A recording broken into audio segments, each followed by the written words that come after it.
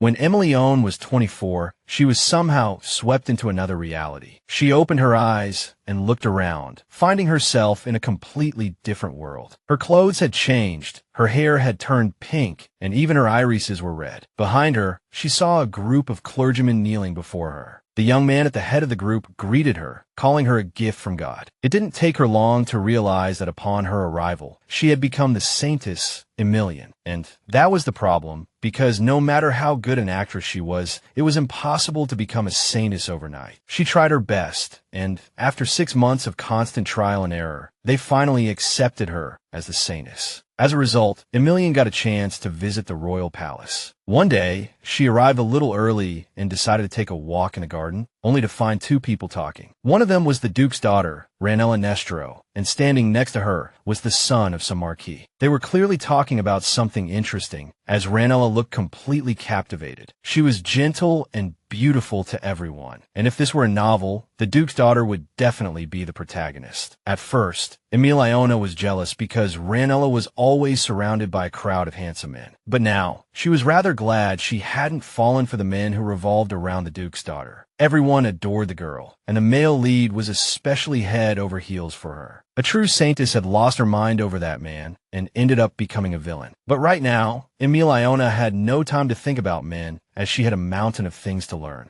Besides, the men acted completely different around her than they did around Ranella. Not that our heroine had any expectations anyway, since everyone's attention was focused elsewhere. The man had just made an offer to Ranella, and she promised the Duchy would cover all the costs. But Etwell objected, handing her a book and saying he just wanted to give her a gift from the heart. But the Duke's daughter insisted that she absolutely had to pay for something like this. In any case, she was happy to be seeing the Crown Prince soon, but she didn't want to leave Lord Etwell behind either. Watching the 2 of them, Emilione noticed they were definitely flirting. But upon closer inspection, she realized it was all an act on the Duke's daughter's part. She was very curious about what kind of act Miss Ranella was putting on. Emilione left the area, and the matter bothered her all the way back. Later, she met with His Highness the Crown Prince, who had requested to see her. He didn't even greet her and just coldly told her to sit, which annoyed her a little. To her, he was just a pretentious guy acting all high and mighty just because he was Crown Prince Cassidro,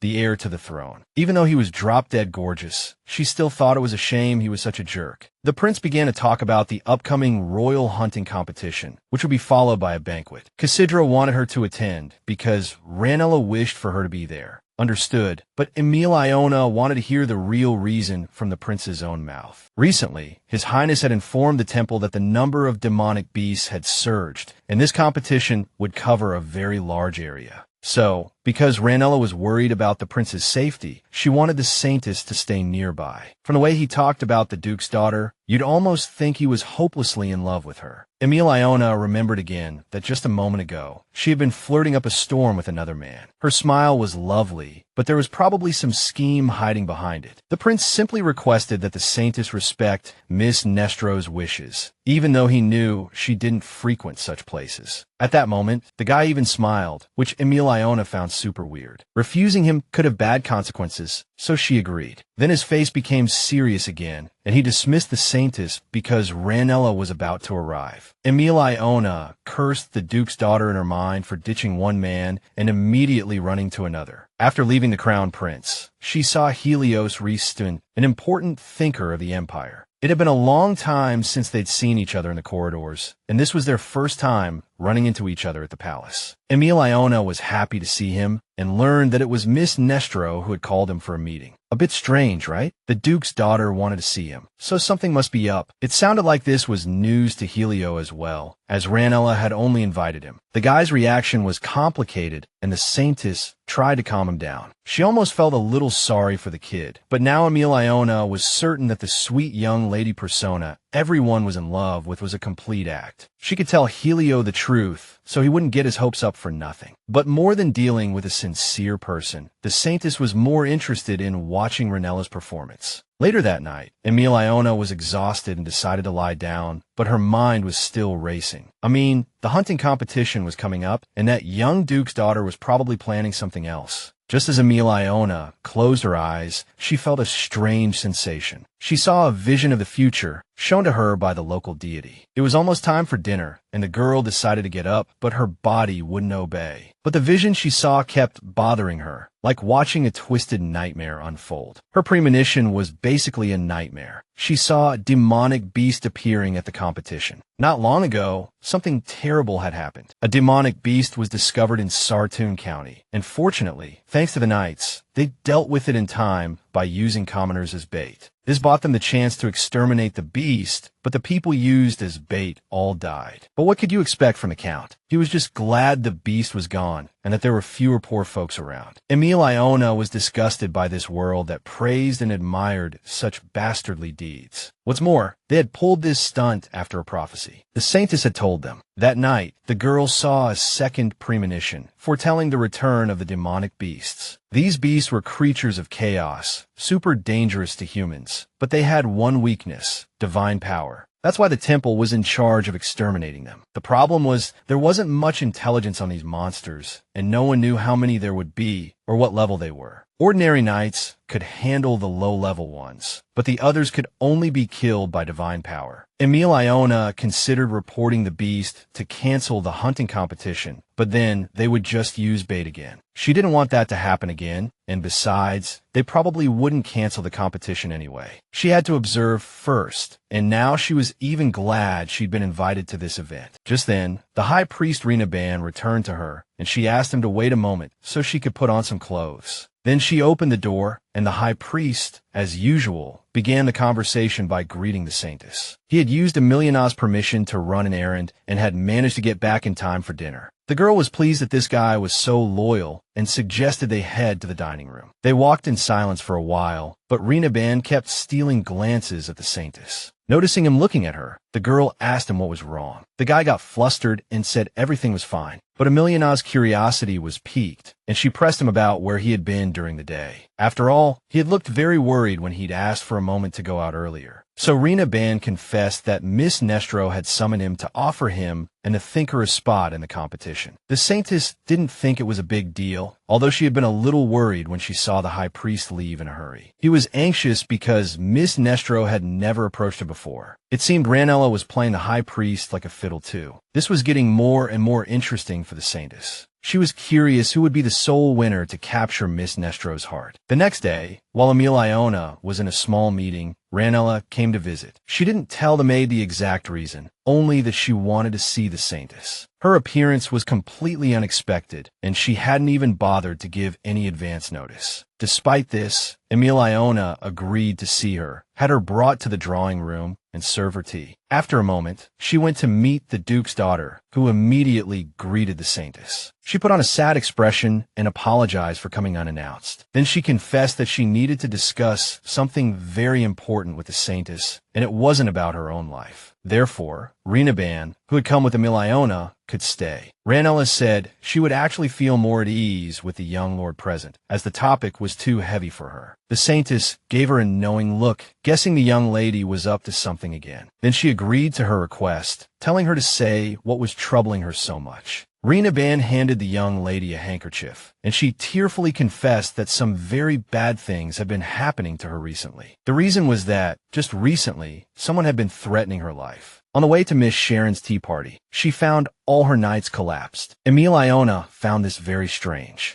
Miss Nestro also couldn't figure out what crazy things were happening around her. Things would disappear without reason, and sometimes she would wake up in a different room, but none of the maids saw anything unusual. Ranella spoke so convincingly it was hard to tell if she was acting or telling the truth. Recently, because her father was panicking about all this, they had assigned her extra security. They hadn't caught the culprit yet, so Ranella came to the Saintess for help. At that moment, she looked at Emilione with those damn Puss in Boots eyes, and anyone else would have given in immediately. But the Saintess sensed something was off. Still, she decided to play along with this chick, especially since she already knew about the prophecy of the demonic beast, so she could handle this perfectly. The Saintess agreed to protect the Duke's daughter for a few days and find the culprit. Ranella's face immediately lit up, adding that she only needed protection, and her father would handle the investigation. And so it was settled. From tomorrow until the start of the competition,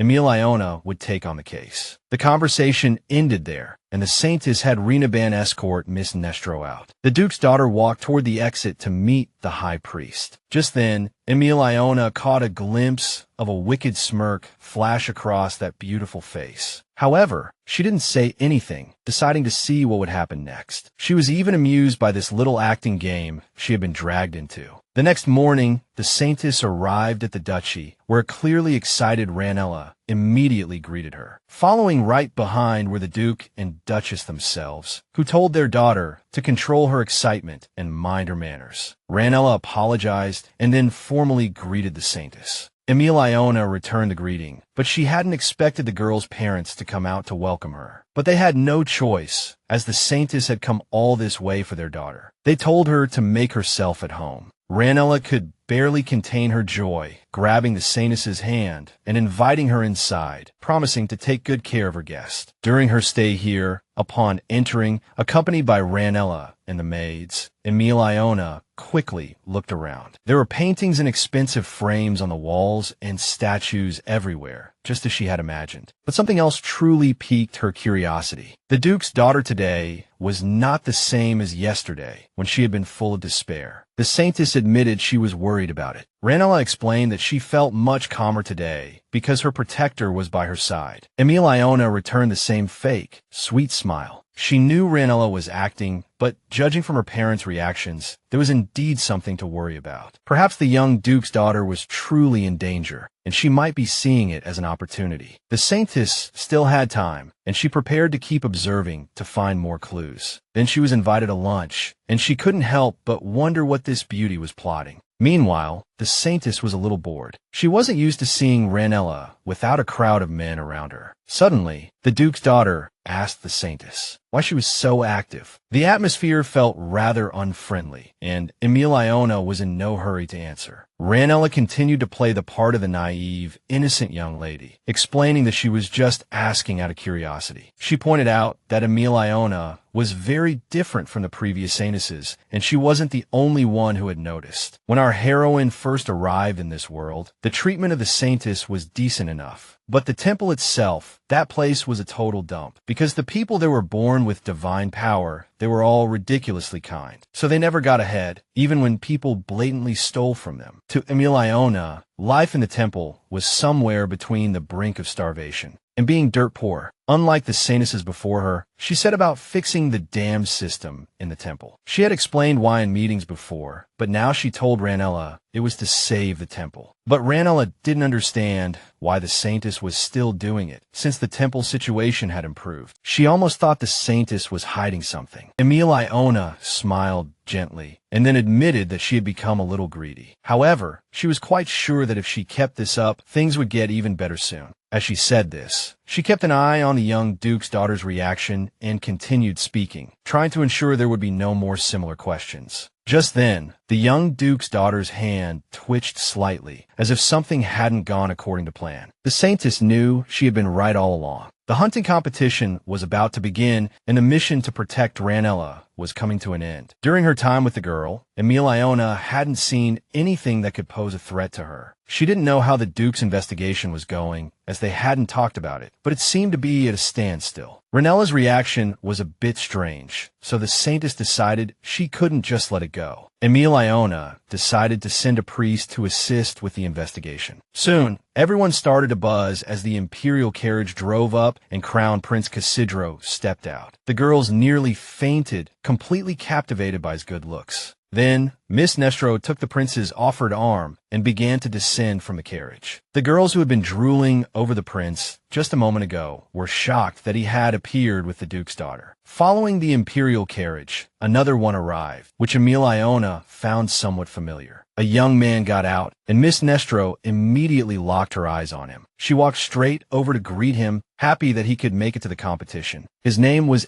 Cashion, also a Duke and Ranella's childhood friend. With just one look at him, Emilione knew he was also head over heels for the beauty. So, counting the thinker who was standing off to the side, that made 4 men interested in Miss Nestro. Emilione wanted to observe them a little longer, but just then Ranella spotted her. The crowd noticed the Saintess too, and they were all surprised, wondering why she was at a place like this. Although Ranella was still drawing everyone's attention, Emilione greeted her politely. Just then, Inesis approached Miss Nestro, reminding her it was time to give him her handkerchief as a charm. It was a tradition that when a knight went to battle, his beloved would give him her handkerchief. It was like a blessing for his triumphant return. Ranella took out a handkerchief with purple embroidery, and Inesis loved the color. Then she began to tie it to his wrist, as usual, while he just gazed at her, completely mesmerized. Meanwhile, Emilione noticed that a handkerchief was already tied to the prince's sword. Cassidro walked over to Duke Cashion, reminding him that preparations were complete and it was time to go. Ranella smiled sweetly and waved at them, wishing them a triumphant return. Both young men thanked her and then headed for their horses. To pass the time, the young duke's daughter chatted with the other ladies, while the Saintess stood off to the side. Suddenly, she heard someone shouting angrily, urging a horse to approach her. The next moment, a knight collapsed at her feet, scared out of his wits and gasping for air. The girl told him to calm down and tell her what happened. The knight, out of breath and his voice trembling with anxiety, delivered the terrible news. The prince had been attacked by a demonic beast. Emilione realized her prophecy had come true. Suddenly, the air was thick with nervous panic, but the Saintess sharply reminded them that they should avoid casualties. The knight began to apologize for the bad news, but the girl softened her tone, saying it wasn't his fault. They guessed it was a mid-level beast, and most of the people who went there were injured. Emilione asked for the exact location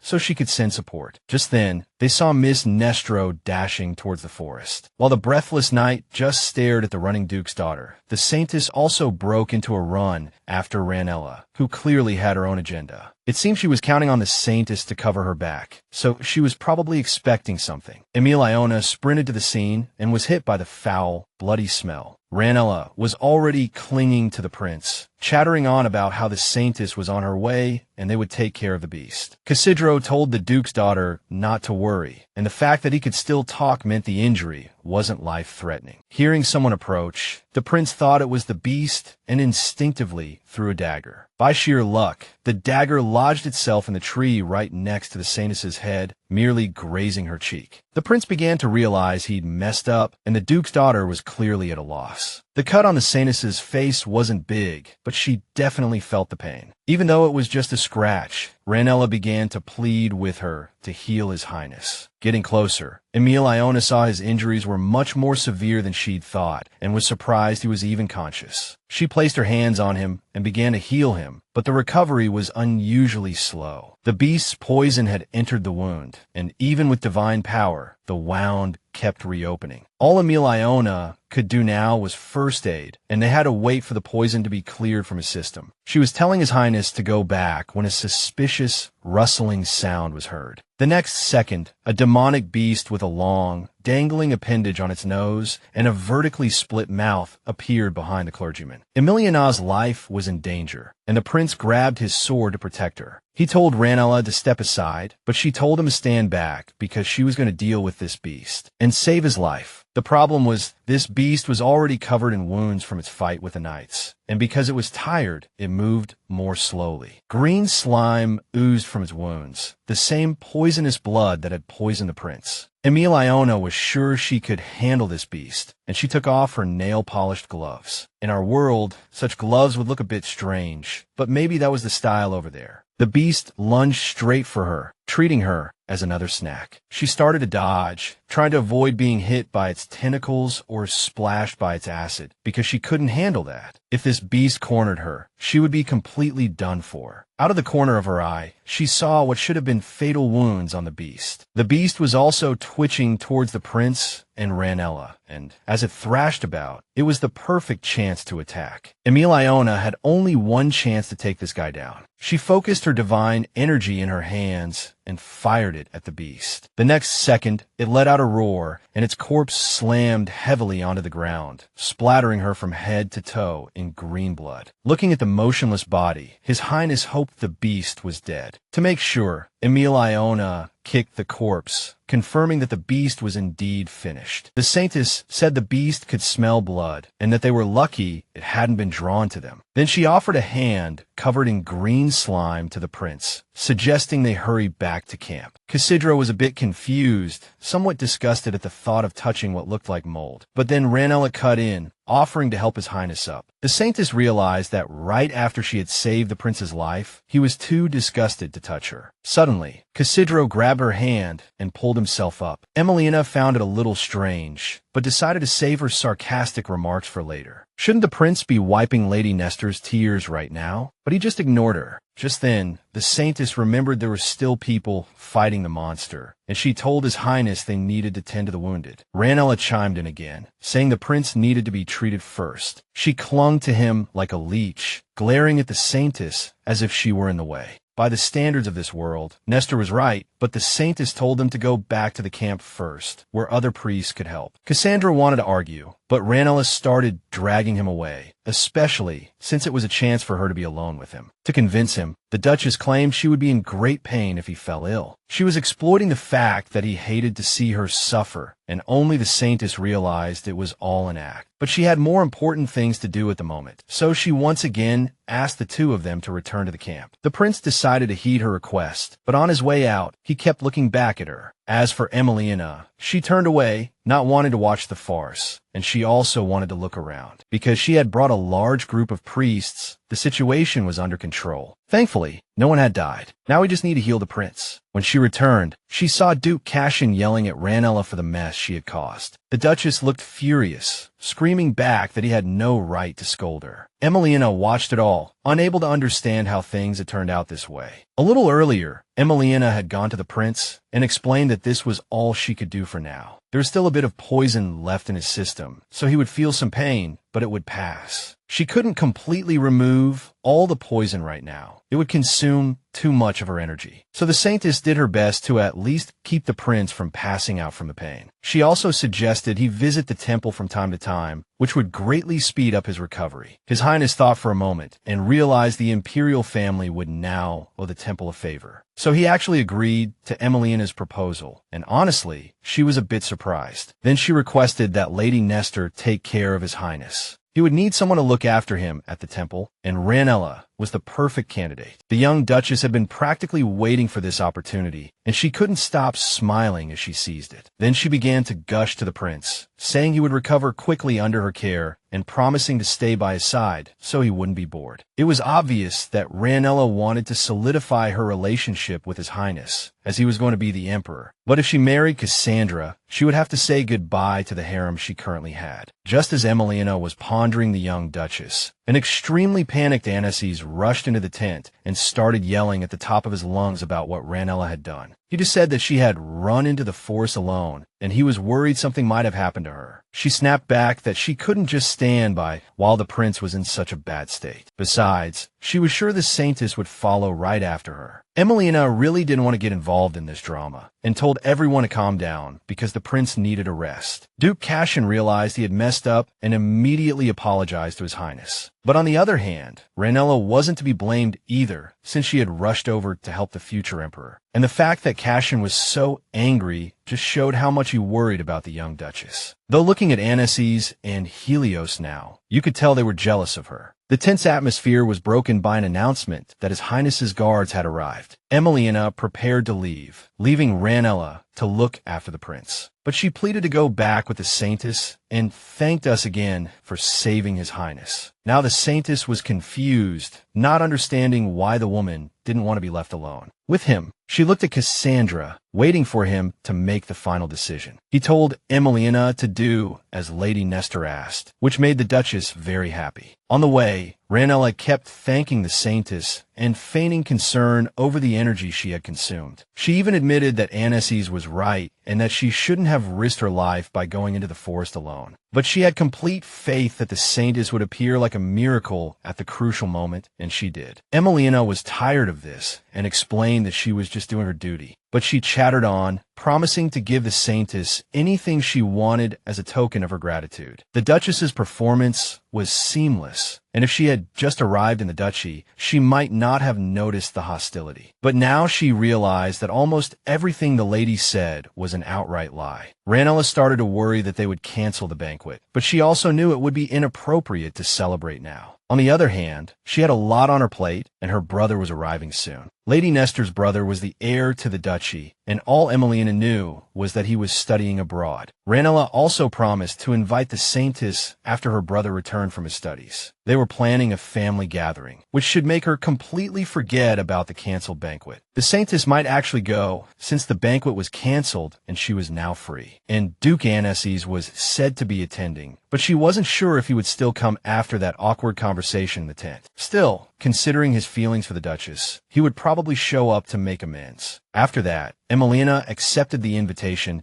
and said she would bring her assistant. He would surely be a big hit at the dinner, especially since Ranella had been ignoring him all day. The young Duchess suddenly blurted out that her brother was actually a magician. But then the carriage suddenly lurched, and the girls realized they were in an accident. They were slightly injured from the jolt, and just as they were trying to steady themselves, a man approached the carriage. The sun was behind him, so his face was obscured as he leaned in, and all that could be seen was a flash of silver hair. Then he tore off the twisted carriage door with one hand. When he leaned in a little further, Emilione got a clear look at him. She didn't recognize the man, but she was angry that he dared to touch the temple's carriage. The man, however, upon spotting the Saintess, suddenly wondered why she was here. The Saintess gave him an "Are you an idiot?" look, thinking it was obviously a temple carriage, but she still explained it for him. Then she demanded he explain who he was and what he was doing here. His face looked familiar, but she couldn't remember where she had seen him. Just then, he saw Ranella cowering behind the Saintess, but her expression changed in an instant because she recognized the man as her brother. Both women were stunned, and Emilione couldn't believe they were related. They were so different, and Ranella was a bit shocked that he had shown up so early and that they would meet this way. After all, standing before them was the heir to the Duchy of Nestro. He snapped his fingers, explaining that he had to come a little earlier than planned. The girls began to float in the air as if they had been ejected. He had used magic, and afterward, the carriage was restored to its original state. The coachman and horses were also unharmed, and Emilione began to feel that this man was not hostile. Then she remembered Ranella's parents and realized her brother looked exactly like their father, while the daughter resembled their mother. Moreover, the siblings seemed to get along well, but the Saintess felt something was off, and she carefully observed their fake smiles. She realized that both of these scoundrels were acting, pretending something that didn't exist was real. Then, Ranella asked her brother why he had attacked their carriage. He explained that he smelled a monster, and the Saintess remembered she was still covered in the monster's slime. Still, the man's actions seemed like an overreaction. She introduced herself as the Saintess and let him know he had ruined her mood. Nestor offered his sincerest apologies, admitting he had acted too rashly. He was scolded again and told he should have ascertained the facts before resorting to violence. Ranella chimed in with an apology right after her brother, hoping to appease the Saintess's anger. The Nestor siblings were both polite, as if they had rehearsed it beforehand. Ranella even intended to leave with her brother to emphasize how close they were. Emilione didn't try to stop them, especially since she needed time to think about all this. Back in her room, the Saintess decided to relax in the bath. The wound the prince had given her was still throbbing, and at times like this, she didn't want to be a Saintess. Despite being filled with divine power, she couldn't heal herself. The only good thing was that she healed faster than most people. Emilione didn't understand why she was still in pain, and Varen was also on her mind. He had smelled the monster, and only those with divine power could do that. In any case, the girl really didn't want that situation to happen again. She was also a little angry that the prince hadn't even said thank you after she saved him. So, to keep her mood from getting worse, the Saintess kept scrubbing off the monster's blood. She was glad she had dealt with the beast, even though it was disgusting, creepy, and sometimes scary. Later, René appeared, the one she had summoned earlier. She handed him an envelope and asked him to deliver it to the imperial palace. It was intelligence about the monster that had harmed the prince. The Saintess had already investigated everything, as she knew the emperor would demand all relevant information about the whole incident. Afterward, Emilione told her assistant he could go rest, but he was in no hurry to leave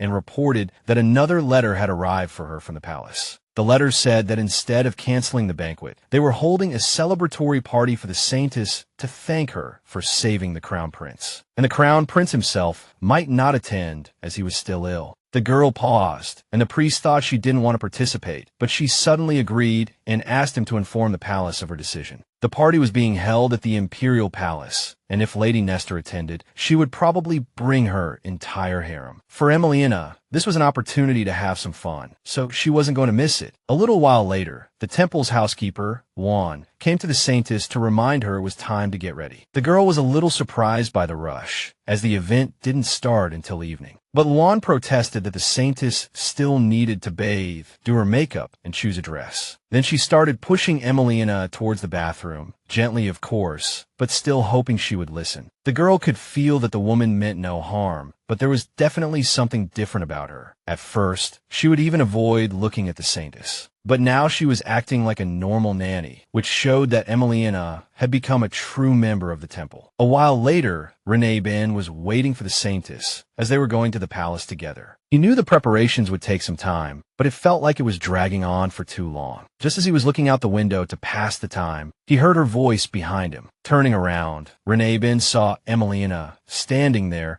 looking so stunningly beautiful that he was completely speechless. She just humbly complimented him, saying he looked handsome today too. The priest suddenly found his voice and returned the compliment, praising her appearance. He felt it was wonderful to be able to escort such a beautiful lady, and he even felt luckier than the prince. Still, he was worried about the Saintess, who always avoided these kinds of events. What happened in the forest seemed to have really upset her. Emilione was surprised that he was so concerned, thinking his mind would be full of Lady Nestro by now. She just apologized for making him worry. She also asked him not to think about her today and to try and focus on himself. She was actually looking forward to what was about to happen. They soon arrived at the Imperial Palace, and their arrival was announced in the hall. The Saintess had never attended an event like this before, nor had she ever thought she would agree to. But here she was, and as soon as they walked in, the hall fell silent. They were probably gossiping about the temple. Since she became the Saintess, many nobles had been hostile towards the temple, but she was fair and made sure the temple got what it deserved. Some people just thought she was skimming money that should have gone into their pockets. For now, Emilione decided not to think about it and told Ranella to find a seat. It turned out they had arrived a bit early, giving them time to relax and observe the crowd. Soon, they announced the arrival of Lady Nestro and Duke Anasys, Cashion. Ranella was as beautiful and charming as ever, but the Duke looked quite sharp today as well. A dark-haired man approached the Saintess, bowed, and said he was at her service. She didn't know who he was, so Ranella whispered in her ear that he was the second son of Count Moschio. This man had also participated in the hunting competition, but it seemed the Saintess didn't recognize him, which wasn't surprising given the accident and how busy she was helping the knights. The Count's son expressed his understanding and thanked her for being gracious to his people. He was smiling, but Emilione also saw arrogance and a lecherous once-over in his eyes. She was starting to dislike this man, and when he asked her to dance, the Saintess refused. She basically told him to get lost, politely. To make sure he would back off, she took Reneben's arm and suggested they go for a walk. This, of course, stung the Count's son deeply, as no one had ever dared to refuse him like that. He wanted to protest, but was interrupted by Ranella and Anasys, who were approaching the Saintess. The girls started chatting about little things in life, and Duke Cashion glared angrily at Moschio, making it clear that he should get lost and not cause any more trouble. Emilione noticed that many people were now turning their attention to them. When she was only with Ranella, no one even gave them a second glance. But as soon as Ranella and the Duke appeared, everyone swarmed them like bees to a hive. Then Anasys thanked the Saintess for what happened earlier, as he hadn't had the chance before. He bowed deeply, thanking her for saving Ranella.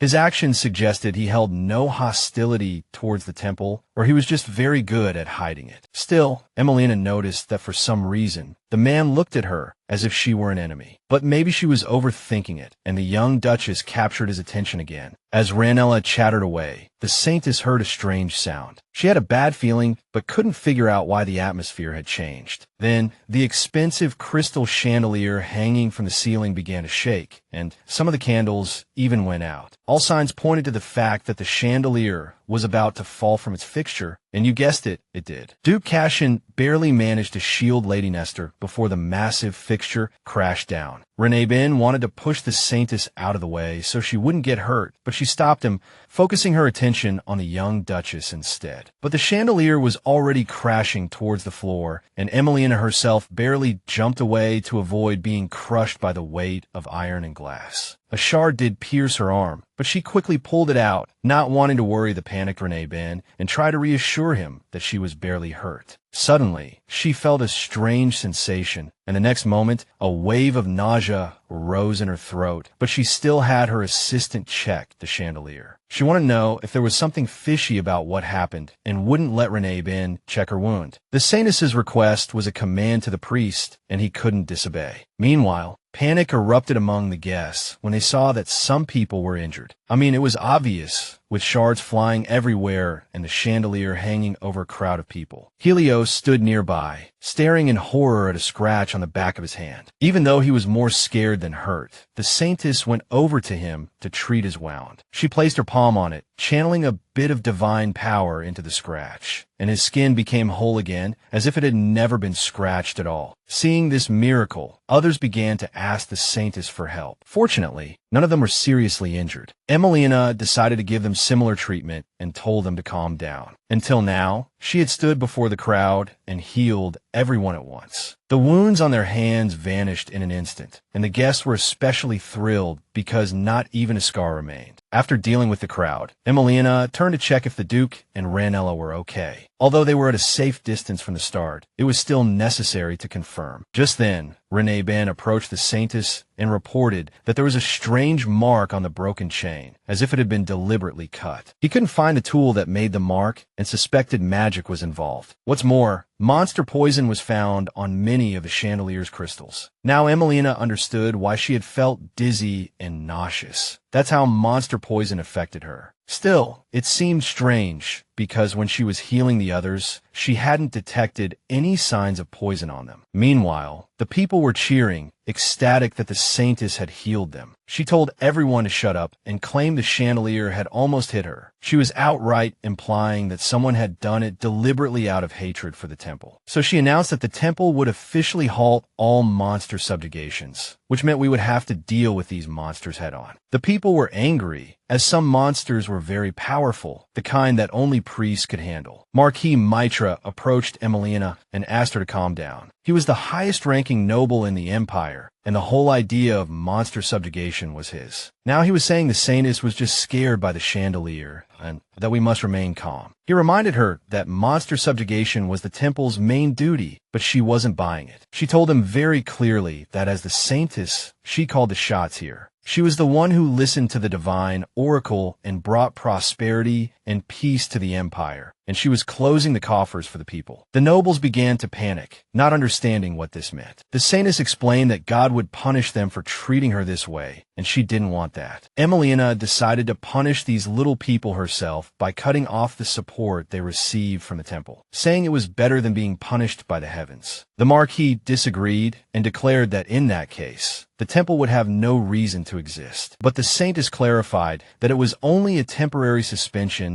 until they found the culprit who tried to take her life. She was sure even the Emperor would agree to an investigation and didn't believe it was an accident. Of course, the Marquis was worried they wouldn't find the culprit, and then the temple would never reopen. The girl stated that everything should have been checked before the festival, and they would have surely noticed a problematic chandelier. After that, the Marquis shut up, but that wasn't enough to satisfy the Saintess. She announced that as God's representative, she was going to punish all the nobles for their corrupt behavior. Meanwhile, in a corner, a young man with long silver hair just stood there, secretly observing the unfolding events. Emilione left the imperial palace, and when she returned, her caretaker started fussing over her injuries. The girl told her not to make a big deal out of it and just asked for a bandage. At the same time, She knew that if that chandelier had hit her, she would have been in a coma for at least 3 months. The thought that someone wanted to kill her was terrifying. She was considering leaving this place, maybe even going overseas, when Ranella knocked on her door. He had brought her the bandage himself, and he needed to talk to the Saintess. Mustering his courage, the priest declared that Emilione's actions today were too reckless. Furthermore, it was his duty to protect the Saintess, and he should have been by her side. He blamed himself for Emilione's injury, regretting that he hadn't watched over her properly. Reneben's worries were not unfounded, but the recently injured girl just wanted some peace and quiet. Just as Reneben was about to say something more, she stuffed a piece of candy into his mouth, telling him to stop saying things that upset her. She knew the man felt guilty and wouldn't be able to sleep soundly if they didn't clear the air. Suddenly, Reneben's face contorted because of the candy. Although it tasted good, it was made of herbs and had a strange smell. Despite this, he swallowed it. Then, the Saintess asked him to sit down and made him think about how people would have reacted if today's situation had happened to the prince. People don't usually care much about status, but the Duke reacted quickly to protect Miss Nestro. Meanwhile, the Saintess, who was in the most dangerous spot and whose status was clearly higher than a Duke's daughter, was left aside. Just like how the knight Inesis protected Ranella, yet no one blamed him for it, because no one cared about the temple, the very place that always stepped up in times of crisis. That's why Emilione stopped the monster subjugations, so they could see just how vulnerable they were without the temple. For now, there was no need to worry about high-level monsters. Those only appeared once a century. But if one did appear, the Saintess was prepared to make an exception and intervene to protect the common people from harm. Besides, there was no law forbidding her from doing so. Marquis Mitro was talking with his aide, feeling both frustrated and furious. That Emilione, who had appeared out of nowhere to become the Saintess, was now giving him orders, and he was sick of it. In his eyes, she was just a little girl who had shown up only a year ago, and it wouldn't be so easy for her to hold out on her own. Moreover, the nobles were still continuously submitting requests for monster subjugations. On top of that, the Marchioness was very displeased with the Saintess's arrogant attitude and threatened to make her regret it. At the same time, they also submitted requests to the temple, as if to say the Saintess was completely insignificant. Although the royal family promised to intervene in the investigation, they still hadn't found the culprit who cut the chandelier rope. Reneben came to see Emilione, and she could tell he was exhausted, as if he had never rested. But he was more worried about the Saintess, who was being endlessly troubled by this group of nobles. Besides that, the temple was also at risk of falling into a financial deficit. Emilione knew very well that the temple's duty was to help those in need. Reneben also reminded her of this, stating that he had no intention of challenging her orders. But she understood that this man, who possessed innate divine power, yet was overly kind, was filled with worry. Nevertheless, she still hoped the nobles would re-examine their attitudes and actions toward the temple. On the other hand, after Emilione paused the monster subjugations, the priests, who had been working non-stop, finally got a chance to breathe. She sent the rest of the people to the slums to distribute food and bring the sick and orphan back to the temple. Emilione told the high priest not to feel guilty about the nobles, and more importantly, not to forget the common people who were being exploited by the upper class. Reneben hadn't forgotten this, which made the Saintess realize she had overlooked something. But she knew very well that the nobles were pressuring him with all sorts of complaints. The common people couldn't voice their thoughts, and Emilione didn't want any resentment to remain because of it. From now on, more people from the slums would come to them for help, and they would not turn a blind eye to the sick. As for the orphans, Emilione had her own considerations. To console the deceased, she had set aside a small area within the temple to care for these children. Now, she wanted to find a place outside the temple, even considering establishing a dedicated orphanage. The orphans could live there until they came of age, and all of this needed to be legalized. This way, there would be no problems with taxes and other expenses. It also gave her an opportunity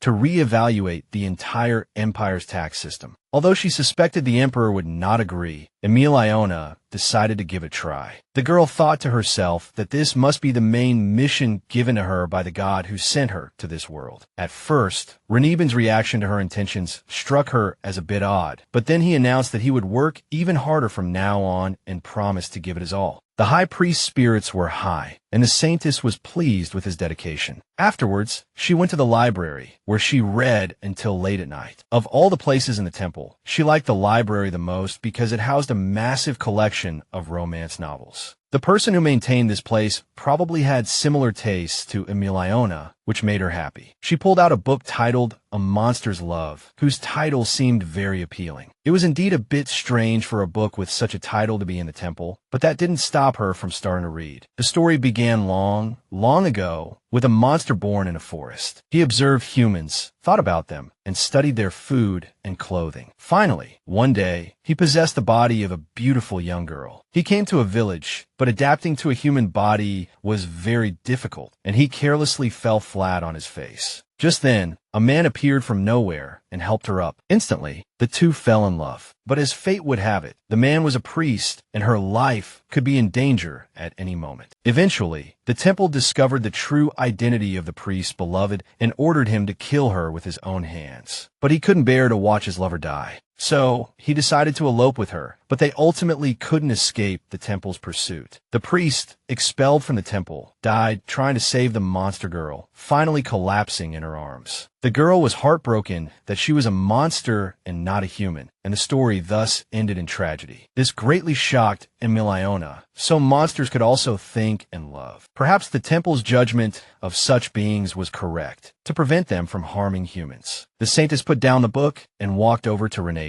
He was still awake and was quite startled. She had reminded him, with a hint of reproach, not to overwork himself. Then, she looked curiously at the documents he was engrossed in. The documents stated that Count Vassin, who abused young girls, was at large. The Saintess realized her assistant was gathering intelligence on criminals. This would help her take down the corrupt nobles and implement tax cuts. At that point, His Majesty would have no grounds to object, and their only enemies would be the nobles. Ranella had been quite familiar with some of them in the past, and he couldn't believe they would be involved in crimes. Emilione understood how difficult it was for this kind priest to punish sinners. She admonished him to think more about the people who were harmed by these crimes. Ranella shouldn't feel a shred of guilt for sending this scum to hell. This is something we can no longer stand by and ignore. Afterwards, Emilione thanked her assistant for his excellent work and urged him to get some rest. She planned to personally present the documents he had collected to the emperor. The next day, the Saintess announced the punishment for the guilty nobles and the tax reduction plan. The emperor agreed to the request for punishment, but on the condition that the crimes were real. 2 days later, Emilione was awakened by a commotion from the street and wanted to investigate. On her way, she caught a glimpse of her somewhat disheveled, sleepy-eyed appearance in the mirror and decided to tidy herself up first, just as Lewin was walking towards her. The girl took the opportunity to ask the temple administrator what the commotion outside was about. The administrator relayed a rumor that they had caught the culprit who recently tried to assassinate the Saintess. But Lewin didn't understand why Emilione was acting like a child. Even without her restrictive order, they would have caught the culprit sooner or later. Nevertheless, she suggested Emilione go downstairs and see for herself. Emilione and Ranella went downstairs together and found a group of priests and knights gathered there. The Saintess blessed them and then told them to raise their heads. They reported that they had captured a suspect in the attempted assassination of the Saintess, Jessie Fotri. Emilione saw she was in shackles, and they explained that she had been resisting, and they had to use force, so now the seemingly fragile girl was almost covered in bruises and cuts. The Saintess didn't want the culprit to be punished like this, so she walked over to the poor girl, wanting to heal her wounds. But as soon as she reached out her hand, the girl let out a heart-wrenching scream. Jessie was likely still in a state of trauma and panic, so she had to be treated as soon as possible. When the divine power took effect, the prisoner finally began to calm down. Her body no longer hurt, but she collapsed to the ground from the shock. When she realized who was in front of her, she began to beg the Saintess for help. Emilione had Ranella take the girl inside, as she wanted to interrogate her personally. The Saintess dismissed the Imperial Knights who had brought the prisoner. Just then, she heard a familiar voice, and turning around, saw Duke Cashion. He looked a bit flustered and asked if the Saintess could spare him a moment. His clothes were torn and dirty because he had just been fighting monsters. This should have been handled by my men, but ducal affairs have been busy lately, and I haven't been able to find the time. However, that's not why I'm here. It's because Your Holiness the Saintess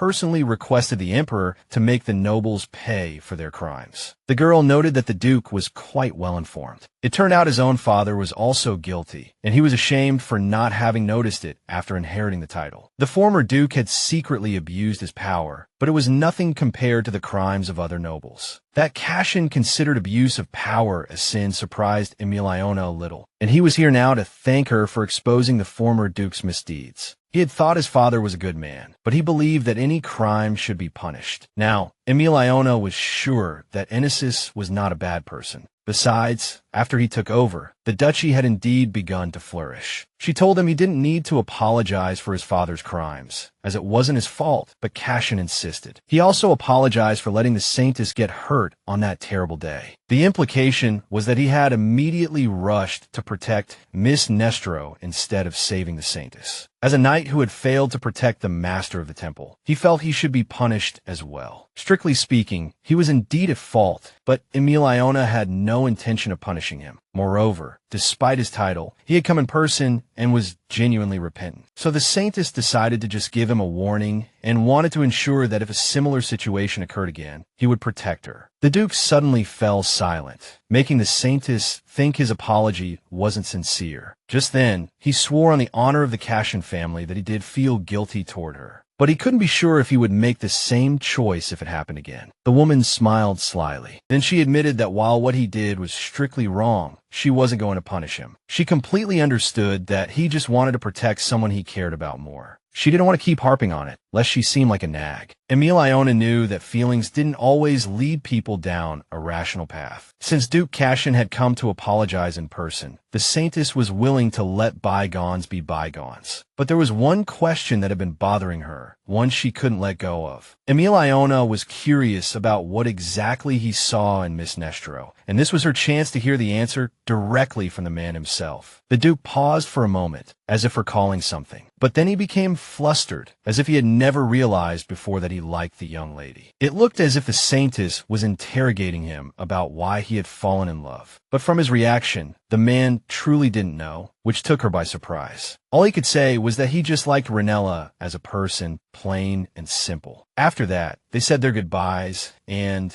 Emilione went to freshen up a bit. She was a little worried about Enisis, especially because he had just stuttered and then left in a hurry. After she finished washing up, another priest came over to take the used towel. He also thanked the Saintess for everything she had done, and she, in turn, asked where Ranella had gone. Someone had seen him go to the guest room at the end of the hall, so Emilione went over and heard a commotion coming from inside. The captive, Jessie, was making a scene. The high priest was trying to calm her down, but she already had a dagger and a small vial in her hands, shouting at everyone to stay away from her. Ranella was relieved to see the Saintess, as he didn't know how to handle the frantic prisoner. He had just brought her a cup of tea, only to find she had a dagger hidden on her. The small vial contained a scented sleeping potion that Jessie intended to use to escape, but the Saintess was unaffected. She was more interested in why the prisoner hadn't been searched. The girl had been brought here directly, so it seemed she hadn't been in contact with anyone besides the knights. Emilione thought this might work in their favor. Then she asked Jessie to calm down, explaining that they weren't going to do anything bad to her. But the prisoner's mood didn't settle, and she pointed the dagger straight at the Saintess. Suddenly, the weapon slipped from her hand and fell to the floor at Emilione's feet with a clatter, the sharp sound echoing through the room. The Saintess picked up the weapon, and the prisoner, terrified, thought her end had come. The shadow of death loomed over her, as she once again began to beg for forgiveness, promising it would never happen again. Emilione looked at her mysteriously, contemplating the best way to deal with the girl. She just playfully raised the dagger, which frightened the prisoner even more. Jessie Fotri curled into a ball, begging for mercy, pure terror written on her face. But Emilione told her to relax, leaning in to explain that she wasn't going to hurt her. She was curious why Jessie had come to the temple if she hadn't done anything. The girl kept insisting she was guilty, but the things she carried with her told a different story. Her panic state was further proof of her innocence. To confirm this, Emilione asked her to explain in detail how she made the chandelier fall. She wanted to know what tools were used and demanded she demonstrate the magic she had used at the time, since the culprit couldn't explain how she did it. The answer was obvious. Jessie Fotri was not the person the Saintess was looking for. The royal investigation probably turned up nothing, so they decided to find a scapegoat. Now the Saintess was interested in who was behind it all. The girl was likely being threatened, so much so that she again insisted it was all her fault. She had to hide the truth and make the Saintess believe her, or her parents would be in danger. Emilione, tired of the screaming, told Jessie to shut up and listen carefully, because she was certain the girl was innocent, and frankly, her acting was quite poor. The Saintess could also see that the girl was very worried about her family. To put her at ease, Emilione had Ranella send someone to Baron Fathra's estate. Jessie's parents needed to be brought to the temple, and they were to be told it was all for their daughter's sake. The Saintess turned to the girl and promised to help her out of this predicament. Hope flickered in Jessie's tear-filled eyes. Emilione also took the poor girl's hand and promised to do everything possible to save her family. After that, Jessie released all her true emotions, crying her heart out and clinging to the Saintess. Later, Ranella knocked on Emilione's door. He had heard that Jessie was moved to another room, and the Saintess confirmed she was just taking good care of her. The girl was no longer a criminal, but a guest of the temple, with food to eat and clothes to wear. Ranella wasn't surprised by the Saintess's mercy. He reported that a carriage had been sent to the Baron's estate. Then Emilione asked him to sit down, as she had something else to discuss with him. She offered Jessie some candy, hoping to help her relax a little. Yes, it was the exact same kind of candy she had given Ranella a short while ago. The guest's reaction was identical to the high priest's. The girl's face practically turned green from its effect. She also thought it tasted awful and even began to wonder if it was edible at all. Emilione explained that it had to be chewed slowly, and Ranella recalled his own painful experience. The Saintess even felt a bit embarrassed that no one could appreciate the candy for what it was. But that wasn't the point right now. Once the color returned to Jessie's face, the Saintess asked her to start from the beginning. She confessed that her family had recently been on the verge of complete collapse. Her uncle, Marquis Siren, had taken their only source of income, a mine. They had also inherited his debts. A week before the banquet, a man appeared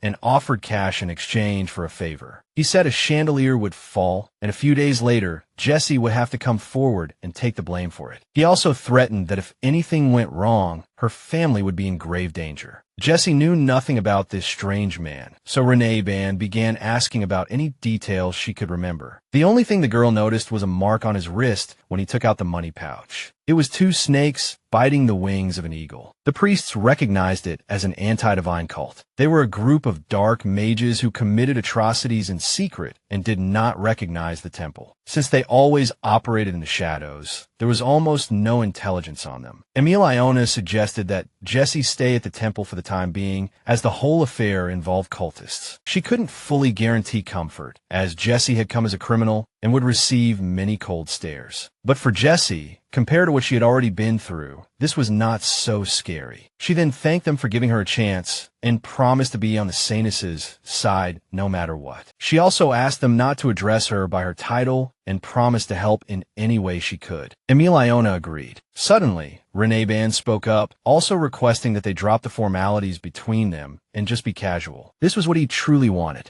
This meant they could call each other by their first names, and Ranella confessed it would make him much more comfortable. At first, the Saintess wanted to refuse, but seeing his pleading expression, she relented. The next night was supposed to be relatively peaceful, but as Emilione was wandering the halls due to insomnia, she saw someone she never expected to see here. It was Baron Nestro, who had a strangely surprised look on his face. The Saintess wondered if it was some kind of family tradition for the siblings to always show up uninvited. What she found even stranger was that Baron admitted he wasn't trying to run into her. He had used invisibility magic, but Emilione had still spotted him. He put on an innocent act, asking her not to misunderstand. The Saintess didn't know why he was here, but she was displeased that he had broken into her office without permission. She then began to question him about the reason for his visit, but Baron looked around and said he smelled a scent that was getting stronger. He He took a step closer to Emilione, reached out his hand, and declared that the source of the smell was her. Then he leaned in very close, as if secretly sniffing her. Only the gesture was a bit creepy. The girl immediately slapped his hand away, reminding him that she had already lifted the ban on monster subjugations. But that didn't seem to be what the young Duke wanted to talk about. Unexpectedly, he then proposed a deal with the Saintess. He didn't go into detail, simply warning her not to interfere in his sister's affairs. This was a problem, as the Saintess was responsible for Ranella's safety and was very worried about her. Varen promised to handle her problems himself, and told Emilione not to worry. After all, he was the family heir, he could handle things, and he looked dead serious. The Saintess unhesitatingly took his hand and kissed it in a sign of respect, and announced that she agreed to his terms, but was curious how he intended to repay her. This loaded question caught the Duke completely off guard. He hesitated for a moment, but then promised to protect her in a confident and dignified voice. Emilione could rely on him if she was in danger. After all, he was an experienced high-ranking mage. This made her realize that the Chandelier Incident would happen again, and Varon's offer was starting to sound very good. She agreed, but the Duke reminded her again not to touch Miss Nestro.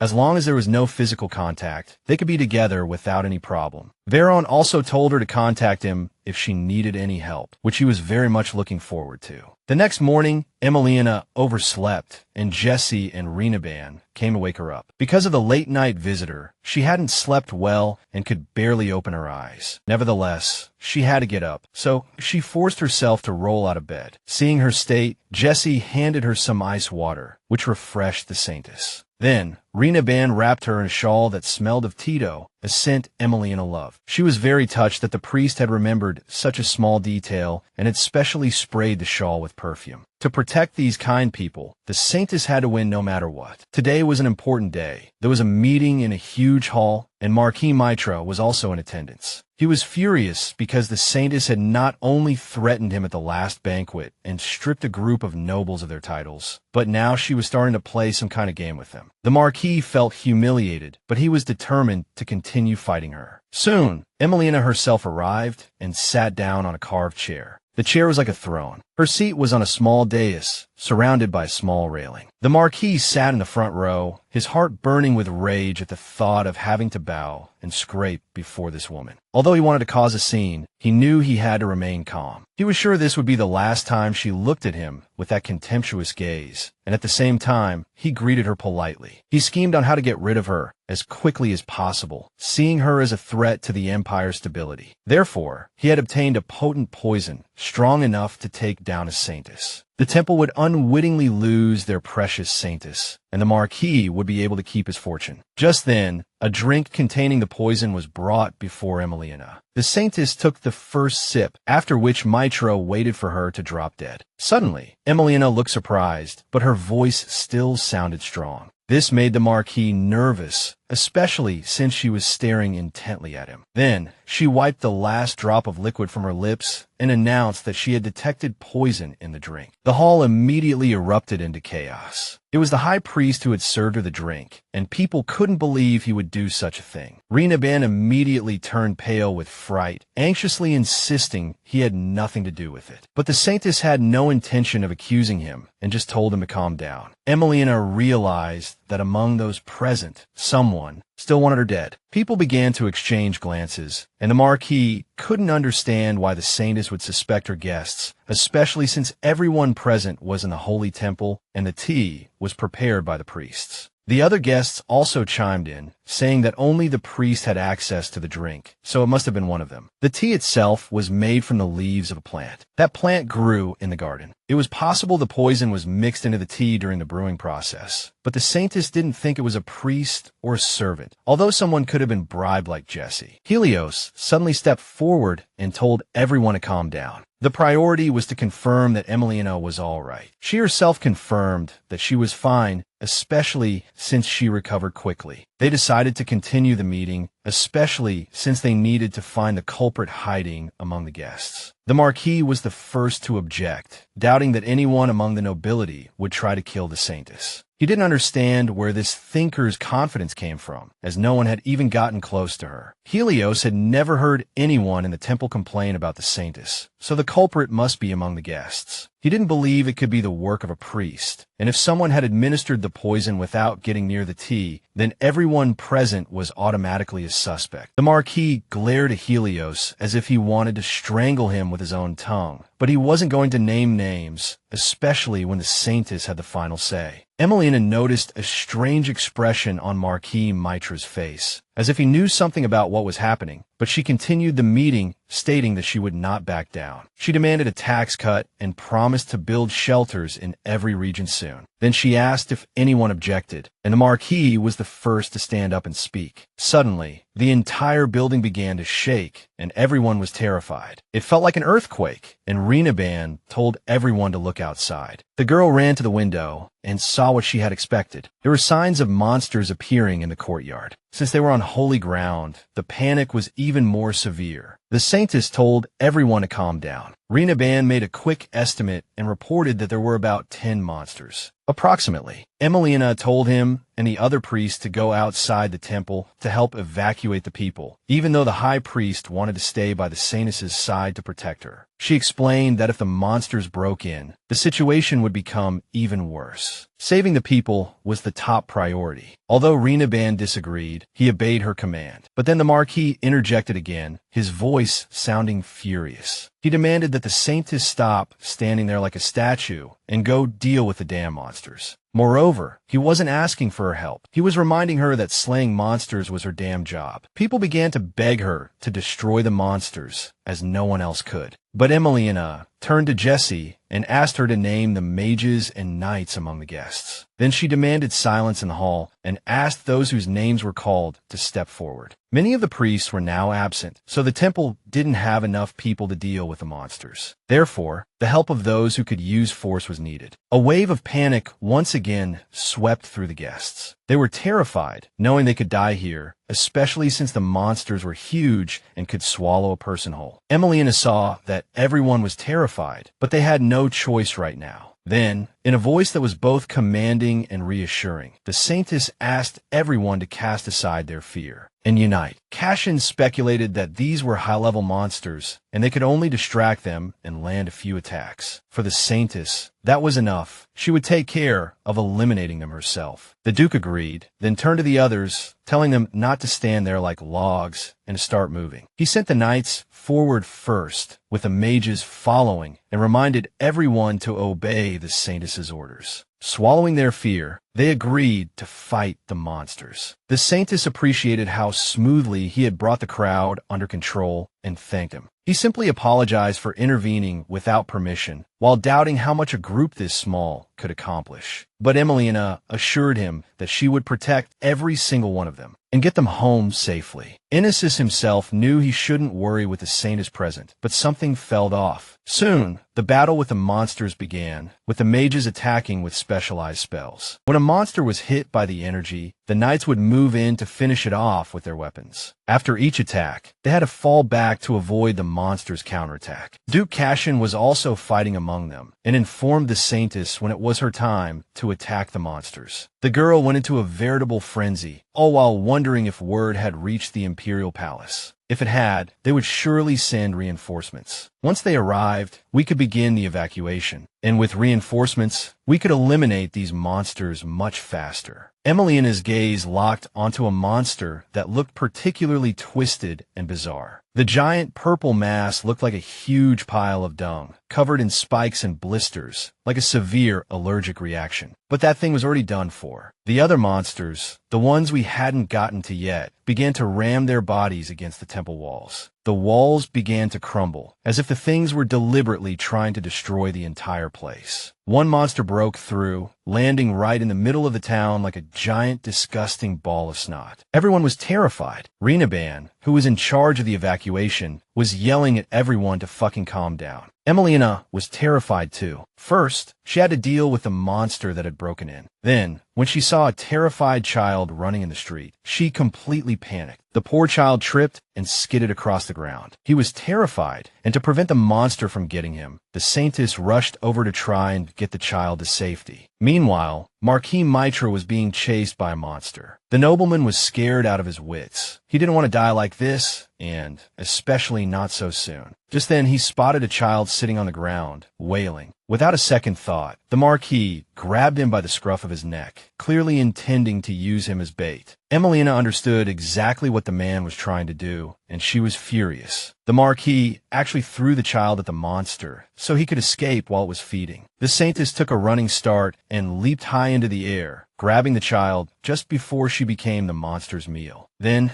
the monster shot out its spikes, hitting Emilione and cutting her deeply. Just then, Duke Cashion appeared and split the beast in two with his sword. It fell to the ground, green blood splattering everywhere. But Inesis was more worried about the Saintess. The girl fell to her knees without a sound. She was still holding the little girl, who was still whimpering from the shock. Emilione couldn't believe someone would use a child as bait. The Marquis had used commoners before, always finding a way to save his own skin. Now, she felt he was the most shameless bastard to have ever lived, and she wanted to throw him to the monsters herself. Just then, energy began to swirl around her, like tiny bolts of lightning crackling in the air. Then, with a bang, there was a flash of light so bright that everyone facing it was blinded. Seeing this, Helios began to realize that this was a power that only the first Saintess had ever awakened. Some thought it was divine punishment, but Rena Ban was terrified, worried that something terrible had happened to Miss Emilione. The shockwave from the flash swept through the area, and where the monsters had been, only small piles of ash remained. The Saintess then turned to the little girl in her arms, hoping she was okay. Duke Cashion rushed to Emilione's side, worried that she was injured. The Saintess only had time to tell him to take care of the girl before she passed out. A while later, the girl woke up, and when she opened her eyes, she saw it was already night outside. She found herself in bed with her hand bandaged and knew the people of the temple had taken care of her. But then, she sensed someone standing behind the closed door. Emilione guessed it was Mr. Nestro, who came in and asked how she was feeling. He had rushed over as soon as he got the news, and she was surprised he would care about such things.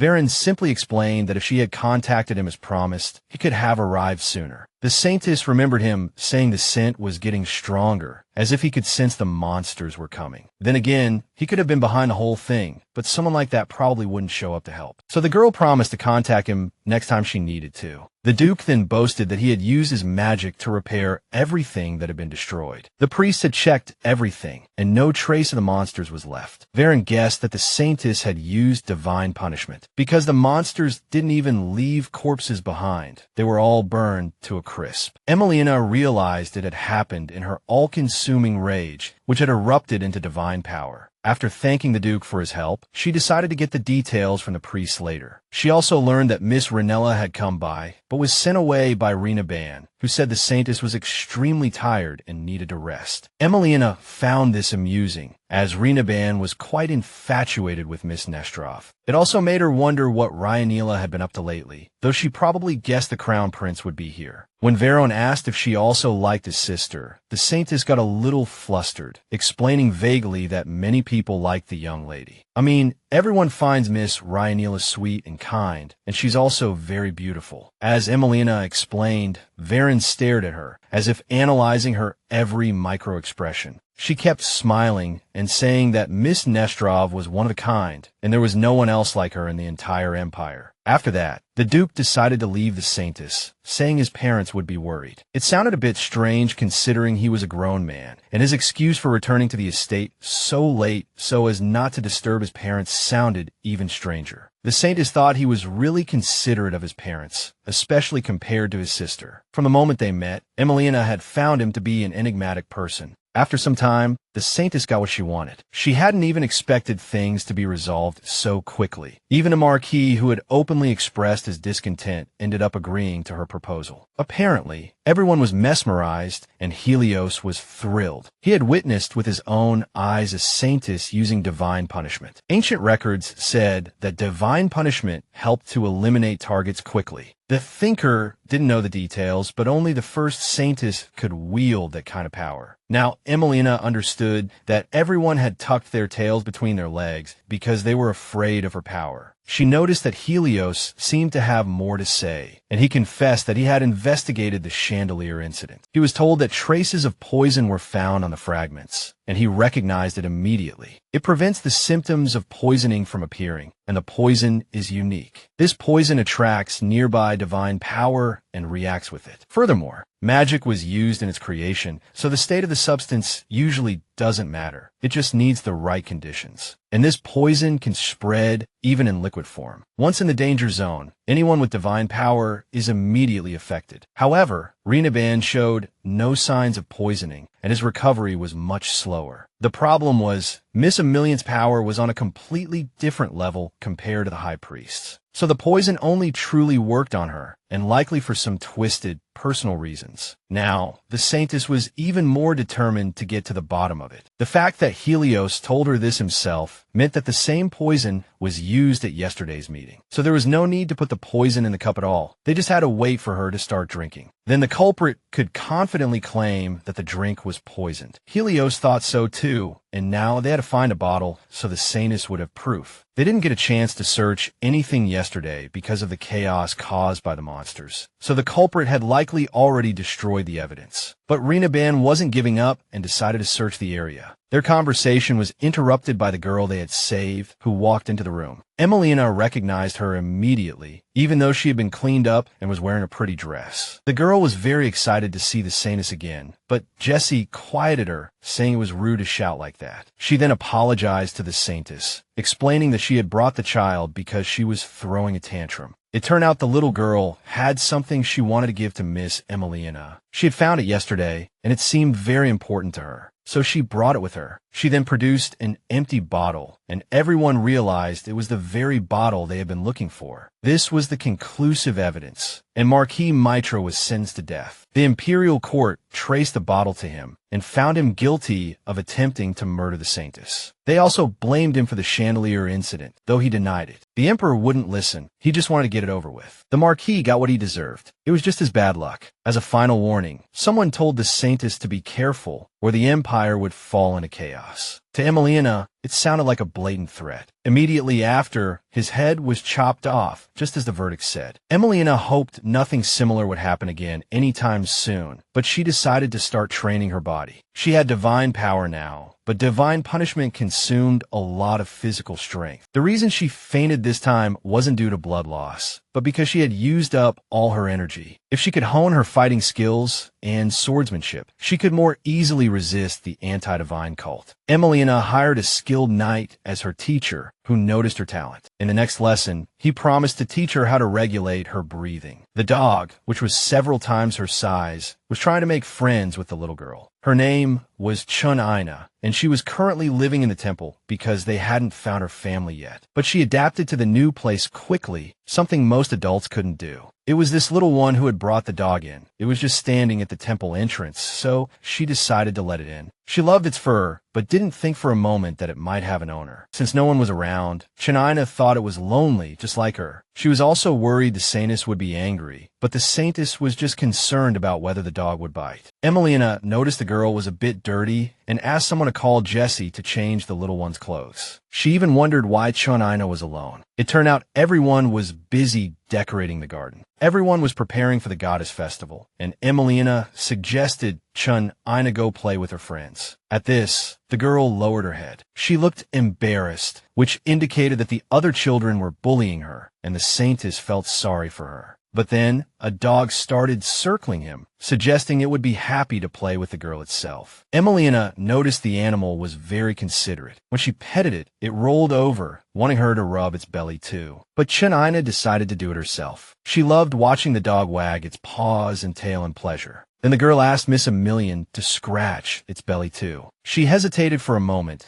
but then ran her fingers through its thick, long, and shiny fur. The fur was so soft, she didn't want to stop. Now, the little one looked clean and cute, so the girl wanted it to stay here for a while. Just then, Jessie came running out of breath. She had heard that Chun-Ina needed her and had rushed over, a little surprised to see the dog. The child didn't want to leave her new companion, but the Saintess told her she needed to change her clothes and have something to eat. So after saying goodbye to the dog, she obediently followed Jessie. Emilione knew the little one wanted to keep playing with her new friend, but one cannot live on play alone. Besides, the dog probably had a family somewhere who might be worried sick about it. The Saintess offered to help the little dog find its owner, but it suddenly shot off like an arrow. The girl immediately gave chase and saw it run into the garden, but then it disappeared. Just as Emilione was trying to find it, it reappeared out of nowhere. To make matters worse, the dog looked very happy and pounced on the Saintess, just wanting to play. The girl wasn't scared at all. She understood what it meant, but it tickled when it started licking her cheek. Just as she decided to play with this silly little thing for a while, a shadow fell over her. Emilione looked up and saw His Highness, who wasn't quite sure what he was seeing. She felt extremely embarrassed, as he might think she had forgotten all her manners. The prince, clearly not pleased, accepted her greeting while she was lying on her back. He grabbed the dog and threw it out in anger, which infuriated the Saintess. Cassandra's lame excuse was that he had decided the dog had trespassed into the temple and was even trying to seduce the Saintess. Emilione wanted to explain to this idiot that it was just a playful dog, but she suddenly noticed that after the dog landed, it had turned into a person. This rather good-looking, dark-haired man apologized for his jerk-like behavior. The Saintess was completely stunned. How could this be the little cutie she was just playing with? Now, before her was not a puppy, but a muscular man, and even his hair color was different. Despite this, she invited him for tea. He was very charming and introduced himself as Winterwind. Seeing this guy being thrown around like a rag doll by the crown prince, the girl felt a bit of sympathy for him. He was from Terwin County, and the Saintess had never heard of anyone from there who could shapeshift. Cassandra explained that this beast man was a half-breed, which was why he could switch between his human and beast forms. Mixed bloodlines were a very sensitive topic, so most people knew nothing about it. Emilione realized Terwin was one of a kind, but she wondered why Cassandra had come to the temple. It turned out the crown prince had come specifically to find Terwin, and Terwin had turned into a dog just for fun, which he still found amusing thinking back on it. But Emilione didn't find it funny at all, and was rather a bit angry. Terwin, however, thought it was hilarious to have seen the girl at the temple and transformed to play with her. Moreover, he had always wanted to meet the Saintess, but never had the chance. But after all this, the girl now had some awkward memories, as he had pounced on her. She told him bluntly that such behavior was very rude. Terwin agreed, feeling terrible, and was now ready to accept any punishment. He once again seemed overly flippant in front of the Saintess, as if thinking she wouldn't do anything to him. However, if he had heard anything about her, he would know she wasn't as easygoing as the previous Saintesses. Then, in the silence, the crown prince decided to reveal the true purpose of his visit. It wasn't just about Terwin. Cassandra was also involved in the whole thing, and he handed the Saintess a delicate little box. Inside was a scarf identical to Emilione's, the very one the crown prince had snatched from her at the hunting competition. The one he took had been ruined, so His Highness went out and bought a brand new, identical one. He also wanted to express his immense gratitude for how well she had taken care of him at the temple. Emilione was a bit overwhelmed by the crown prince's sudden thoughtfulness, but she would be happier if he would announce himself before barging in next time. He admitted that it was Terwin who had convinced him to do this. Their relationship must be close, as that county supported the crown prince. Terwin started to change the subject, saying that Cassandra himself had also been preparing for this visit, and had even prepared a fancy box. The crown prince immediately told him to shut up, and assured Emilione he would punish that animal. Afterward, they said their goodbyes and agreed to meet again at the goddess festival. The Saintess was glad to see the trickster Terwin leave her temple. Terwin returned to the man he called king, even though the man had told him not to in case someone was eavesdropping. But the room was magically protected, and Terwin had some interesting news to share. The mysterious man's interest was piqued, ready to hear what he had found out about Saintess Emilione. Soon, the goddess festival arrived. It was a celebration where people thanked the goddess and prayed for her blessing. The festival was held once every 5 years and lasted for a full week. During this period, even warring nations had to agree to a peace treaty. Many people considered the festival a major event, and this was especially true for the Saintess. Although Emilione was just an ordinary person, on the day of the festival, she was called the Saintess and became the incarnation of a god. This was why everyone in the temple went all out to prepare for her. At the festival, not only the nobles, but even the emperor himself had to kneel before her. According to etiquette, the Saintess had to cover her face. Although she wasn't supposed to show her face to the commoners, Emilione decided to abandon that tradition this time, because today was her day and she wanted everyone to see her. The Saintess even asked the high priest to support her no matter what she did today. Thousands of people were preparing to greet her, and among the crowd was a child. She was so busy watching that she tripped on a stone and fell flat on her face. But a soldier got angry because the child was in his way, so he started pushing the little girl, cursing at her with all sorts of foul language. Emilione saw this ugly scene from her carriage and ordered the procession to halt. The carriage stopped, and the Saintess stepped out, looking toward the scene. Then she told Rinneban to handle the mess and bring the child to her at once. The high priest immediately set off to carry out the Saintess's command. Meanwhile, the soldier was still dragging the girl, so angry he was about to hit her. He didn't care if she was hurt, only angry that she had ruined his day. But just then, Rinneban appeared on horseback and ordered him to let the child go. He explained that the procession had stopped because of him and that the Saintess was very displeased with his actions. The guy, not wanting to be punished, pointed at the girl and said it was all her fault for being in the way. Rinneban warned him and ordered him to return to his post at once. He immediately obeyed, dropping the child just to avoid a reprimand. Then the high priest held out his hand to the child and asked her to come with him. Soon, he returned with the girl to the Saintess's carriage and reported that everything was taken care of. Emilione looked into the girl's wide eyes, filled with fear and surprise, and asked for her name. The little one was silent from shock, and when Rinneban told her to answer, she became very frightened. Seeing the girl's condition, the Saintess asked the high priest to be gentler and not to be so demanding of the child. Then she smiled sweetly at the girl and asked her again to tell her her name. The little girl said in a timid voice that her name was Deville, and the Saintess patted her head. She liked the girl's name, as it meant Divine Bell. The people of the temple would surely like the name, though the child was doubtful, as many people had made fun of her name. The Saintess gave her some candy, told her not to worry, and introduced herself as Emilione. The name also meant a bird flying across the blue sky. Then the Saintess told the little one that if she ever ran into any trouble, she should come to the temple, and promised to give everyone their heads up. When the little girl showed up, they would welcome her warmly. This finally put Deville at ease, and she thanked the Saintess for always looking out for them. After that, Emilione decided not to return to her carriage. She wanted to walk to the palace. Along the way, she reached out to the people, offering them her blessings. The Saintess believed that on that day, her sincerity would touch their souls. A short while later, she was back at the palace, seated in a place of honor with Rinneban and Jessie by her side. The great figures lined up one by one to greet this gift from God to mankind. Emilione had heard that the nobles' attitudes had shifted, and now she was witnessing it firsthand. But what truly surprised her was that not everyone's eyes were filled with contempt. Some looked at the Saintess with sincere reverence, second only to the imperial family. The emperor was now taking an interest in the Saintess's affairs, because thanks to her, no one dared to defy the temple anymore. Until now, many had underestimated the temple, but it held absolute power. Now, it was feared that no one would ever think of opposing them again. For generations, the throne had belonged to one family, the Vissel imperial family. But if you were to shake this long-held, stable power, you would have to deal with anyone who wished you harm. Emilione suddenly noticed that Lady Nestro was not present, though she doubted she would have lined up to suck up anyway. In any case, Rinneban began to wonder why the Saintess was looking for Ranella, but Emilione hinted that the high priest himself wouldn't mind seeing her either. The guy was immediately embarrassed, and Jessie was surprised too, as she had heard he liked the lady. Already a bit frustrated, Rinneban asked Jessie to refrain from making such comments. For him, the whole thing was in the past, and he didn't want anything more to do with that girl. But Emilione wouldn't let it go, reminding him that he once loved Ranella.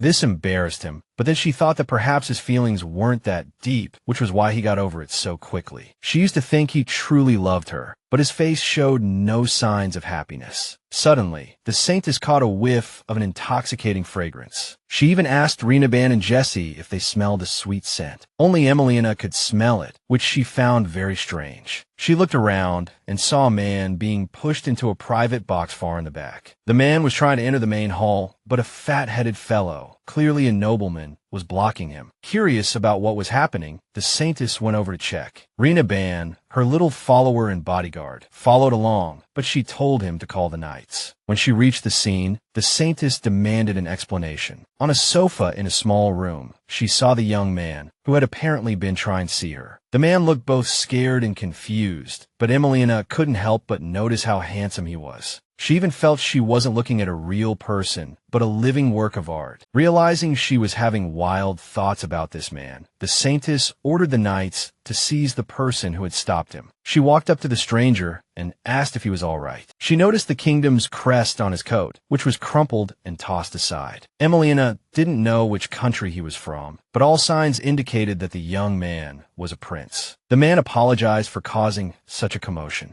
After assuring him that nothing serious had happened, the Saintess asked him to leave and not to worry. She even helped him to his feet, and just then, she felt a slight wave of dizziness. To avoid exposing herself, she had Rina lead the man out. They covered his head with a cloth so no one would suspect he was a prince, and he followed the high priest. Afterward, the fat man who had tried to drive the guest away, Marquis Sheffley, knelt before the Saintess. He apologized, saying he was drunk and had mistaken the person, but the Saintess still disapproved of his actions. She had a clear feeling this guy would try to pull the same trick on others in the future. She returned to the main hall and ran into His Highness. He noticed she was upset, and she told him that Marquis Sheffley was causing trouble. I mean, to behave like that toward a guest who came to celebrate the goddess festival was simply outrageous. So she asked Cassandra to ensure nothing like that happened again that day. Emilione didn't care if the Marquis had mistaken the person. She wanted him to receive the punishment he deserved. The Crown Prince ordered the knights to drag Marquis Sheffley to the dungeon. The fat man was terrified and began to beg for forgiveness, claiming it was just a small mistake. But the Saintess wasn't buying it, and he was dragged away. Then Rina returned to her side. He had left the guest in the hallway with a servant, so he could get to his carriage from there. Emilione was almost sorry he had left so quickly. She had wanted to talk with him more. So she decided to go interrogate the Marquis, and Jessie told her that she knew the guy's family. It turned out he really was a prince from the kingdom of Igia. For some reason, Emilione felt that Marquis Sheffley hadn't gone after the young man for no reason. She walked toward the room where the bastard was being held. He was in a cage, still begging for mercy. He kept swearing it was an accident and promised it would never happen again. Just then, Jessie recalled a rumor that the Marquis preferred to play with children rather than adults. Hearing that the Saintess might discover the terrible truth about him, the Marquis turned pale and trembled with fear. Then Emilione found out that the Marquis always took children around the age of 10 from commoner families or orphanages. The Saintess knew this guy wasn't taking those children for good reasons, and she felt her anger rising again. She was curious why this guy wasn't on the list when Rina investigated. He reported that there were no signs the Marquis was doing anything nefarious. Everyone knew he was taking care of those children. It sounded as if, without Sheffley, those children might have starved or died of illness. The Saintess approached the Marquis's cage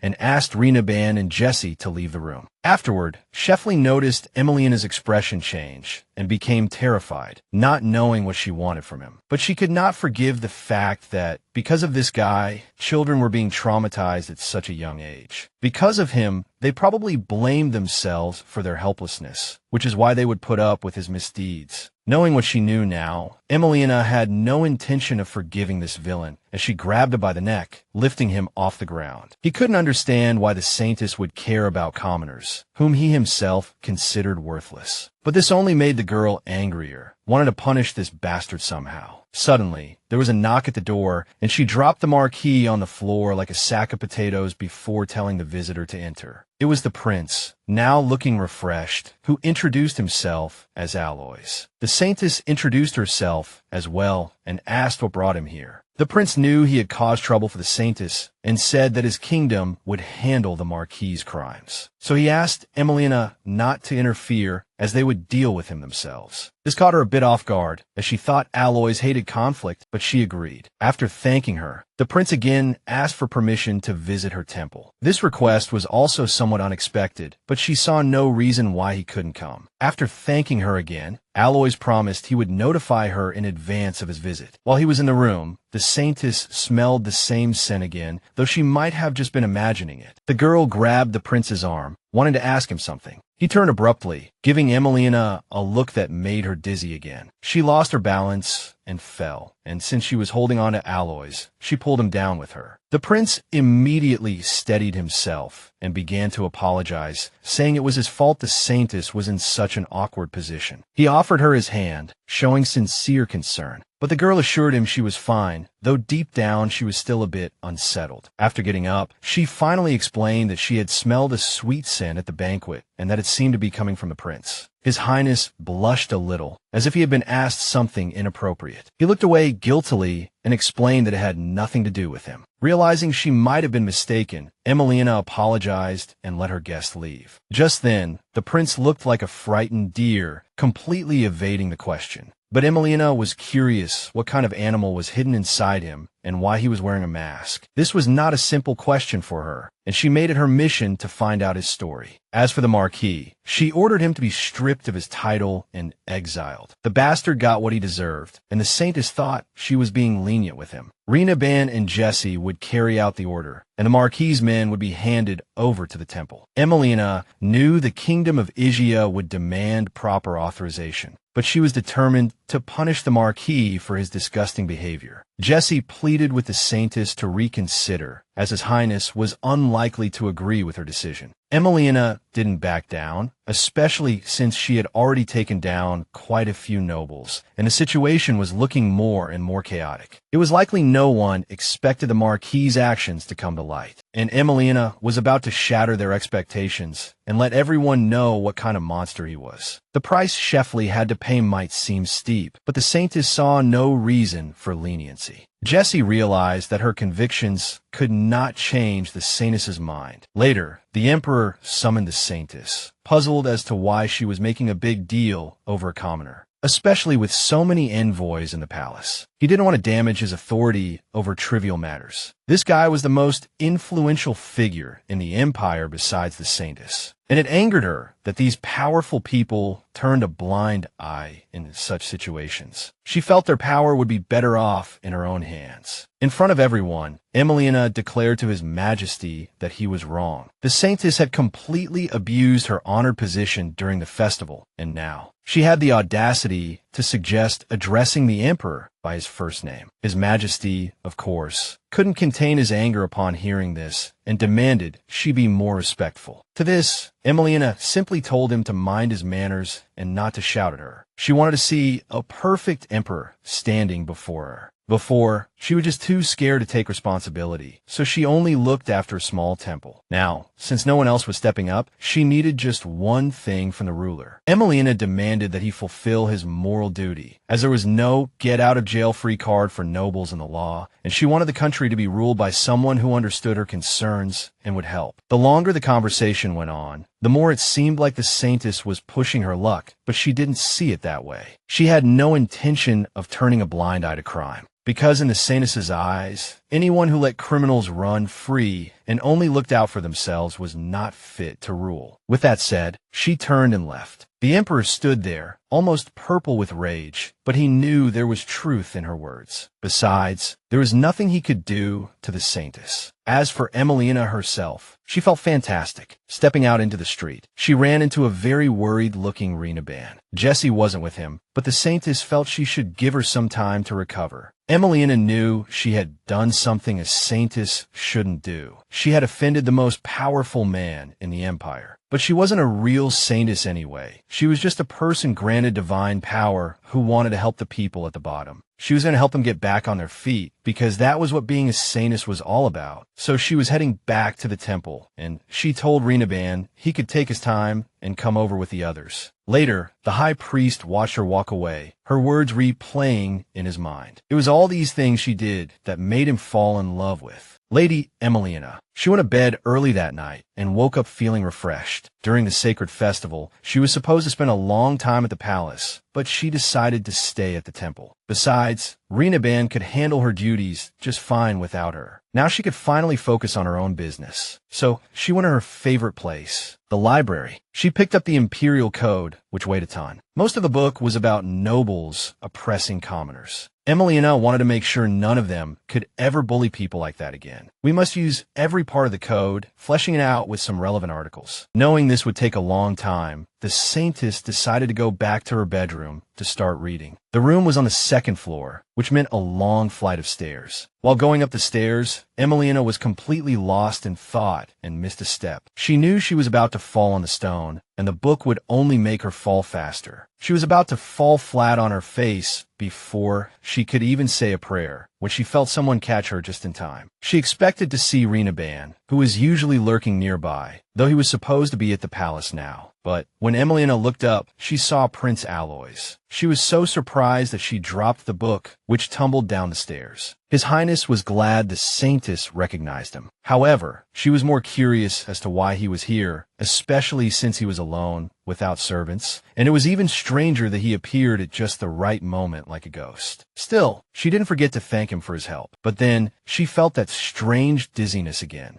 Just as before, her mind was filled with thoughts of why he was here, so she decided to cautiously sound him out. Aloys explained that he had come alone because he wasn't well regarded by the royal family. He then immediately apologized, saying he wanted to hide this trip to the temple from his father. His words sounded convincing, but the Saintess suspected he was hiding something, so she decided to play along and see what trick he was up to. After stating that she wouldn't report him to anyone, she asked him why he hadn't brought any servants. The prince said with an innocent face that his servants had been following him, but he had accidentally gotten separated from them. Emilione pretended to believe him, while secretly trying to get the truth out of him. But then she looked down and saw one of her feet was bare, realizing she had lost a slipper when she almost fell earlier. It was only then that she suddenly realized she was still in her nightgown and robe, and her face was unwashed, and her hair was a mess. The girl was extremely embarrassed and just wanted to get out of there quickly. Just as she quickened her pace, Aloys called out to her. She turned around, thinking he had something important to say. It was indeed something important, returning her lost slipper. The prince had already picked up the shoe and was now helping the Saintess put it back on her foot. This scene was reminiscent of the story of Cinderella, which our heroine had probably read in her past life. Except this prince wasn't proposing to her, but rather handing her a heavy book she had also dropped. For a moment, Emilione wished she were in a fairy tale, but then she thought again and decided it would be more fun to expose the villain's true colors. She thanked Aloys for his help and asked him to hold the book for her. Back in her room, she replayed his every move in her mind and realized the prince was trying to seduce her. She was also well aware that he didn't genuinely love her and was only pretending. This greatly piqued her curiosity, making her wonder what this guy really wanted from her. The answer was revealed soon enough. After they arrived, Aloys confessed that he needed the Saintess's help. Knowing this would be a serious conversation, Emilione invited the prince into her study. There, he admitted with some embarrassment that he felt a bit guilty asking for help when they barely knew each other. The Saintess reminded him that she helps everyone and asked why he had come all this way. She also told him to set aside all his worries. In that moment, His Highness the Prince glanced at her as if she had already fallen into his trap. But the girl never forgot for a moment that this was a game. She tried her best to play along, making her own performance as convincing as possible. A glint appeared in the prince's eyes, but he continued his sincere act. He confessed that his kingdom was planning to reinstate slavery. Emilione feigned surprise, knowing that the previous Saintess had abolished slavery there. But now that the previous Saintess was no longer alive, the king was doing everything in his power to overturn her decision. The girl realized that things outside the empire were a mess. The prince continued to play the role of a good person who opposed slavery. At that moment, his words sounded so credible that it was impossible to tell if he was telling the truth or lying. Aloys was the fourth prince, and his older brother was the heir and shared their father's views. He was worried that if their country reinstated slavery, other nations would follow suit. Meanwhile, Aloys hoped that he and the Saintess shared the same view, and once again, in a sincere voice, he pleaded with Emilione to help him. The Saintess was well aware that her position did not belong to any single nation, so she didn't have to concern herself only with the empire,